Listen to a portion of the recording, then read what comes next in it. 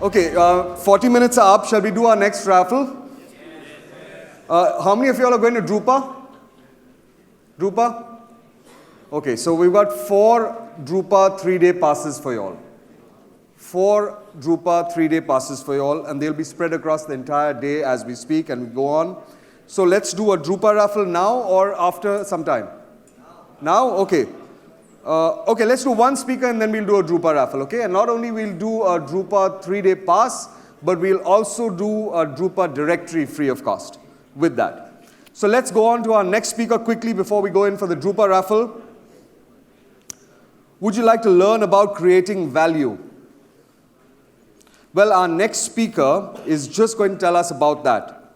When you hear the word Vishy in paper circles, you know exactly what is being referred to. Our next speaker is an institution himself. He joined the erstwhile Bhadrachalam Paperboards Limited as a management trainee in 1982, and he's handled many roles and today is the functional head of sales and marketing. Over the years, his contribution in various areas has been significant in making ITC PSPD the largest and most admired brand in the Indian paper and paperboard industry. Over the years, on a personal note about Vishy, he's almost perfected the art of making the other person think in multi-dimensional aspects and search deep within and come up with a solution that he or she never thought was possible of himself doing. Every interaction with Vishy is a deep learning itself. Please give a very warm welcome to Mr. Viswanathan from ITC.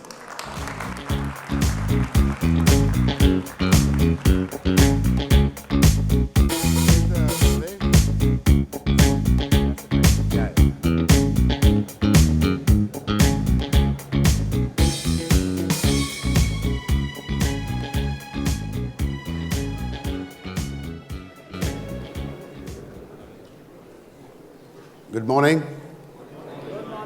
I think I'll start on a lighter note. I think PSPD, me and my team have to do a lot more to get more popular with the BMPA. I believe last year when Venki was presenting on the 3rd slide, the projector didn't stop working.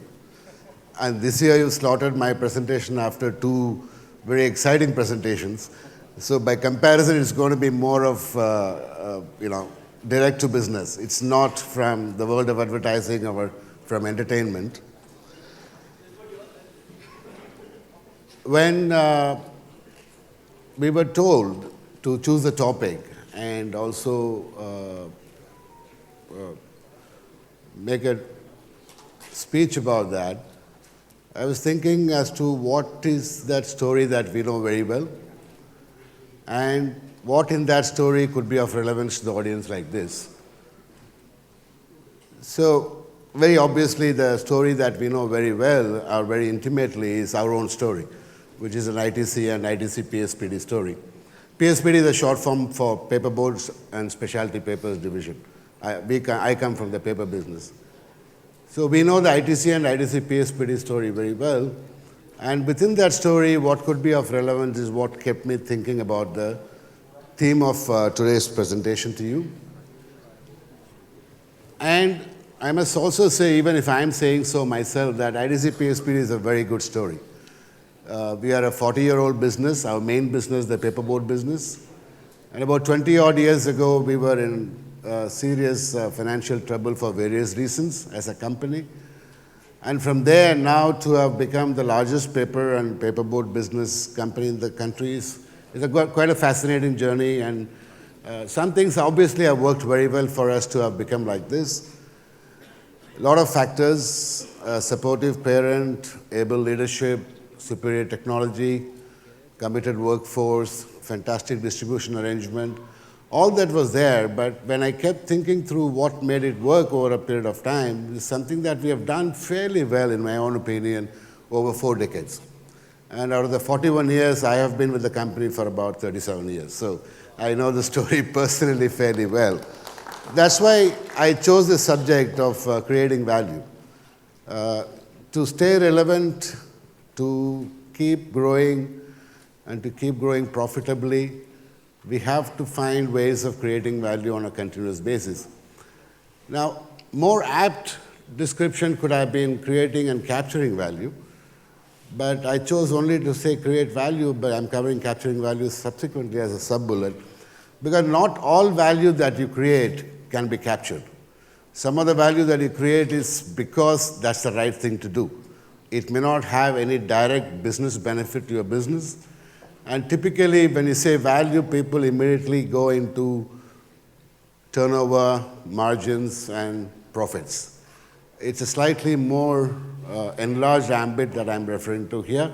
So some of the value you're creating because you can create and because it's the right thing to do. And some of the value you create because it means a lot to your business and you capture the value from there. So broadly, this is what I'm going to cover.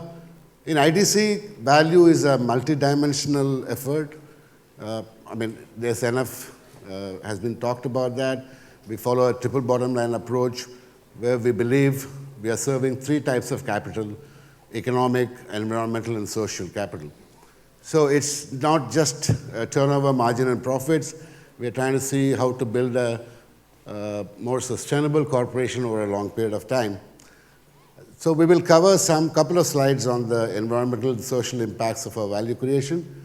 And what we have done in the marketplace, this got largely to do with my own experience in the field, where I worked with customers very closely, and some of it is beyond my own experience in the larger context what PSPD has done. And a small snippet on what I mean by capturing value, and very clearly some parting thoughts to this audience.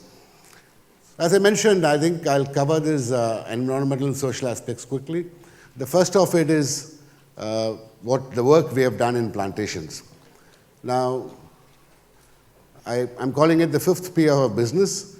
Normally, businesses have 4 Ps, which is your product, price, promotion, and placement. The famous Philip Kotler theory. He says 4 Ps of marketing. I call it 4 Ps of business. But for a pulp and paper business or paper and paperboard business, very clearly the fifth P is plantation. Because that's a very, very crucial input, either that makes you competitive or not. All the paper companies in the country, including ourselves, were sanctioned to get into this business based on some forest concession. So we started our main business in Bhadrachalam in Telangana in 1979. And 1989, the forest policy changed. As per the new forest policy, you cannot access resources from the forest for industrial purposes. So suddenly, you went to Bhadrachalam for 3 reasons: water close by, coal close by, and raw material close by. And one of the 3 main inputs got cut out from you because the forest policy changed in the country. So what were the options? We could have imported pulp. You can import pulp as raw material, or you could have imported wood as raw material, but those days, import was so difficult, so cumbersome, and we are far away from the port. So even commercially, it wouldn't have been viable. So what we said was we launched a tree improvement program. We traveled to South America. We traveled to other parts where plantation had grown significantly. And we observed that some other farmers were growing plants with very little science behind them, very poor quality material, as a result of which they were in perpetual, even now many of the Indian farmers are in perpetual distress, but those days were even worse. And parts of the area I'm referring to in Telangana is also water scarce, so it's not water abundant.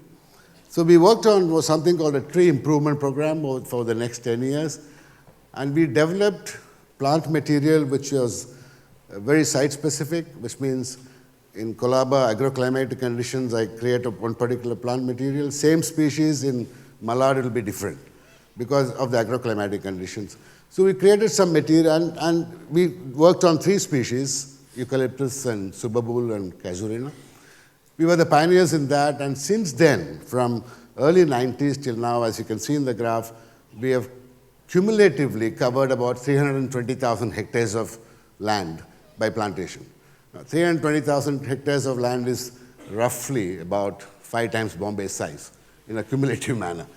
And it has also touched about 250,000 farmers and lives of farmers, and many, many of them were small and marginal farmers. less than 2 acres, less than 3 acres kind of a guy, that kind of size. And third important dimension was with our science inputs, we also improved the productivity, which means the yield per unit area of land by almost 7 times. So if they were getting something like 10 tons in 4-year cycle 20 years ago, 25 years ago, today they get about 70 tons in the same area. So it has really uplifted a lot of lives of farmers, and genuinely sustainable livelihoods have been created. It also led to significant CO2 sequestration. We are a carbon positive company because of that. This plantation program sequesters twice the amount of carbon that we emit as a company. So we are a carbon positive corporation by a mile. Similar work has got done on water in terms of watershed creation. We are sequestering or collecting or helping collect more water than we consume as a company overall. And another future challenge for India is going to be how to handle waste. And one of our initiatives in this is a well-being out of waste, where we are working with corporations and in various cities to develop source segregation as a model whereby less solid waste goes into landfill. Now, this has led to this: water positive, carbon positive, and solid waste recycling positive. Now, the plantation program is very dovetailed to our business, but not so much as far as the water and solid waste is concerned. So these are the 2 points I said about creating value, which we want to end up capturing. Whereas plantation directly benefits us, other two we are doing because it's the right thing to do as a large corporation. My own reading is this is an emerging trend for, it's not the realm of only large corporations to do so. Even smaller companies are taking interest in these areas. I was with N. Rangarao and Sons last week in Mysore, and I was very impressed, and in fact a bit surprised because I didn't know it earlier, that they have become a carbon neutral company. And how have they become carbon neutral? Because they've calculated the emission, and they are investing in companies which are in alternate energy and plantation. They're taking a big cost every year to achieve the status of carbon neutrality. So I was very impressed. It's not a very, very large corporation. Yes, they are the leader in that space, but everybody is getting more and more committed in that space. Quickly onto the marketplace, what have we done in terms of creating value? I think the first thing we did, and this goes back to 80s, is the product development work we had done. Our leadership at that time said we cannot fight in tomorrow's markets with yesterday's products. That kind of set the tone for our product development initiative. You'll be surprised, in the 80s, we started developing Tetra Pak, which is for liquid packaging, aseptic liquid packaging. We had to get raw material for it from Assam. We are down deep south. Assam is where the good quality bamboo fiber was available. We had to get it by rail, and we had to create channels of cleaning the bamboo because it was a lot of silica. And we would make a quantity of 30 tons after all the effort. And 30 tons out of that, 20 tons will be rejected by the customer. So you've taken all the effort to develop 10 tons. But what it has led to today, since we have started in the 80s, is that today Tetra Pak, we are the only producer in the country, and we make close to 50,000 tons a year. And it's growing at a very rapid pace. So product development, in our opinion, I think has added tremendous value to our customers and to ourselves. And to our customers, why? Because it's a single one-stop shop as far as paper and paperboard is concerned. If any customer wanted to know anything about paperboard, they had to dial one number. And we believe we have delivered peace of mind. Whether we have it in our range or not, we have enough knowledge and expertise to guide the customer where to go. So I would rate that that's significantly added value to ourselves and the customer. And of course, we have a very large sales and marketing team, and right up to our chief executive, everybody invests time in the marketplace, investing in relationship. And when I mean relationship, it's not about being warm and kind and knowing you personally. That, of course, in a B2B space, it's important. But this is about how do you mutually benefit from ideating? How do you mutually benefit? How do you guide each other? How do you create value for each other in all your interactions so that the relationship stays longer and it doesn't only become transactional, which is what most relationships tend to be. 15 years ago, we found that there is a challenge with a new grade of products that we had manufactured. Customers would like to have it, but they were finding it difficult to procure because it was required in very, very small quantities. So we kind of decentralized production. Paper production cannot be decentralized in theory. But what we did was we made up to a point in our main factory, and then we distributed it to the regions to be for the final processing, what we call quick service centers. Now, we started the first one in Silvassa, and that was the first time anybody in India had attempted that. And today we have 6 very, very strong quick service centers operating across the country. I'll tell you a little later on what it has done to the customers and the business. And walking the extra mile, this is my favorite stories in Bombay, because every customer once in a while gives you, it would apply to all of you, it has applied to me quite a few times. Every customer once in a while gives you a chance to do something extra for him, basically because they got into trouble. Not otherwise, but because they are in trouble. When I was in Bombay, this was long ago, I had 2 experiences. Both the times the customers walked into my office. Normally, that doesn't happen. I go to their offices. Both the customers landed with some problem. The first guy said, before the budget, this was mid-February, before the budget, I have to produce something. My bosses have changed the plan. If I don't do it, I lose my job. I mean, he walks into my office and tells me this. Second guy is a buyer of a large printing press. He walks into my office and says, Vishy, you have to save me. I said, what happened? So-and-so company supplied me paper. There was a problem with the paper. I could not go back to them. They refused to attend to the complaint, and they refused to replace the material either. And I got a deadline to deliver. The first one, what I did, there was no way I could manufacture and give it to him before budget.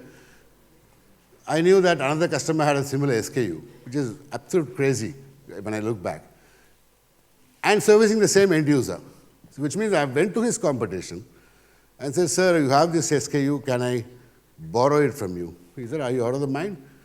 You're borrowing from a customer? I said, yeah. He said, why? I said, look, I have another customer doing the same job. You have enough material, I checked up in your warehouse. So I only want 9 tons out of 30 tons that you have. Because of the relationship I had with the other guy, he agreed to do that. So 9 tons, that evening we moved out of Bhandup and took it to Nashik. The other customer who was let down by another company, there was no quid pro quo at that time. I was wanting to do it because the guy was in trouble. The company was in trouble. The second one, we said, what do you want now? He said, no, you have to make it now for us. Now, making it for them, that particular grade, would have meant major setup time on the machine, and paper can be a very expensive one to make if you don't follow a sequence. We were incurring about a couple of million rupees those days. A couple of million rupees in late 80s, early 90s is a lot of money. I spoke to my seniors in Hyderabad. They said, these guys are in trouble. It's a good brand. It's a company. We should help them out. So we did that. Now, the interesting story is after that what happened. That's the capturing value part of it.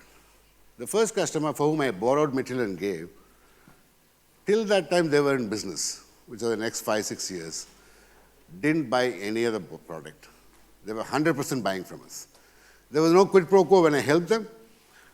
The second customer, more interesting thing happened. They were in the serious business of annual reports.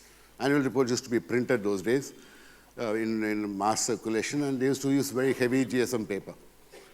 That customer, after I solved the crisis for him, one day called on me and said, look, what can we do together? You've been very nice. Your company has helped me out. I said, look, this is a new grade we are developing, far more expensive than normal grade. We would like to, take your help in see if it can be exposed to the market. That customer virtually became the brand ambassador for that product. I wasn't marketing it, he was marketing it, because they were closer to all the companies that were within the annual report business. So over the next 5 years, till such time we were making the product, we would have sold to him about 15,000 tons of paper at a price that we wanted, because there was no other paper comparable, and he was a willing customer who was willing to launch it for us. So when you have a customer who is in trouble, do help them out. It does pay back at some point of time. As far as the product development is concerned, today we have the widest range. The capturing value part of it, I said, for the customer is about one-stop shop, one call, he gets to know everything. For us, it has helped us become the largest paper and paperboard business in the country. Now, we make the widest range, even globally, as far as the paperboards business is concerned. And the innovation in delivery has helped us brick wall a lot of customers. It has given us such a competitive advantage in the last mile that today we are throughputing close to 500 crores of business through that quick service center routes, almost 80 to 90,000 tons annually. So every action of this has led to some capturing of the value. As far as customers are concerned, definitely, and as far as we are concerned. Some parting thoughts. We have, first of all, I think the businesses have to become sharper in terms of their decisions on growth. We have seen in our own space, paper and paperboard space, a lot of people coming into the business because they see someone doing well.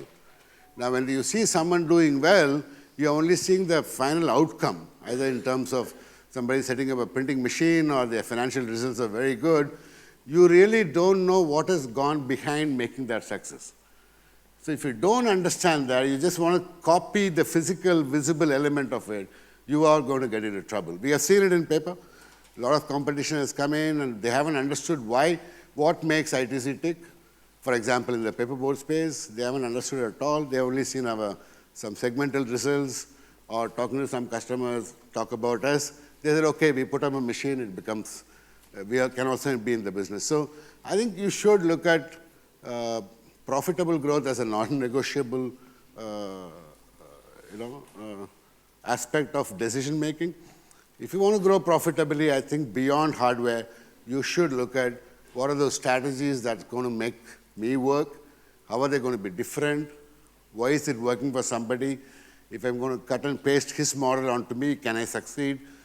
Because we find, talking to many of my dealers, they are getting a bit worried about bad debts in the marketplace, and we have seen some very large print houses not doing so well. So my suggestion or request to you is, don't spend money growing because your neighbor is doing. Grow because you have to, grow because you can, and keep creating value and pursue profitable growth. Thank you very much.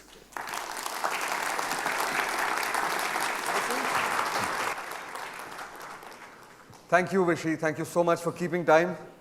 And I'm going to tell you to please wait on stage. I'm going to request Mehul Desai to please come up on stage and thank Vishy on our behalf. Mr. Mehul Desai, please thank Vishy for taking time out. Big round of applause, please.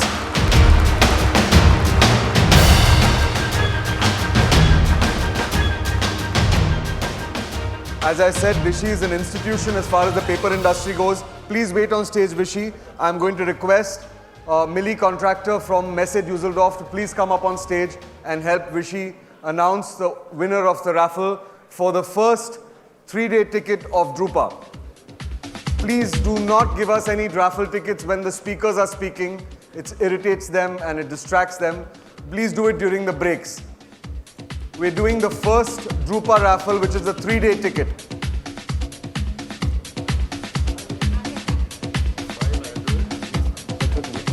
Hi, Millie, this is... Please. You'll read out, right? Yes. Okay, so the first 3-day Drupa ticket, which is sponsored by Messe Dusseldorf, and we have to thank Millie for that. Thank you, Millie. We've got 4 such tickets. We're going to give also a directory along with it. All these are online, so you're going to get a special code where you put online and you'll get that ticket. So Vishy is going to help us get it out, and then Millie is going to announce the name. Can we have a mic here? One.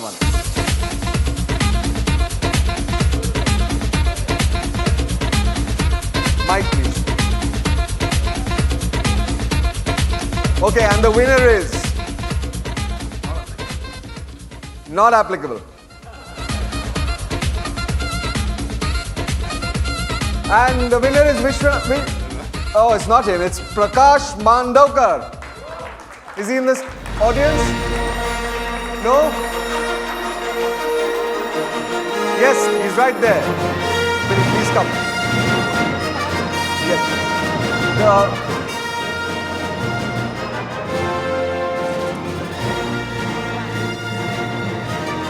So that's a 3-day Drupa ticket as well as the Drupa directory to Mr. Prakash Mandavkar. Big round of applause. Thank you to the Bombay Master Printers for having us here. That's Thank lovely. you for a good summit, well organized. Thank you. We're looking forward to welcoming all of you to Drupa. Please mark the dates in your calendar, 16 to 26 June in Düsseldorf. Thank you. Thank you, Millie. Thank you very much. Thank you.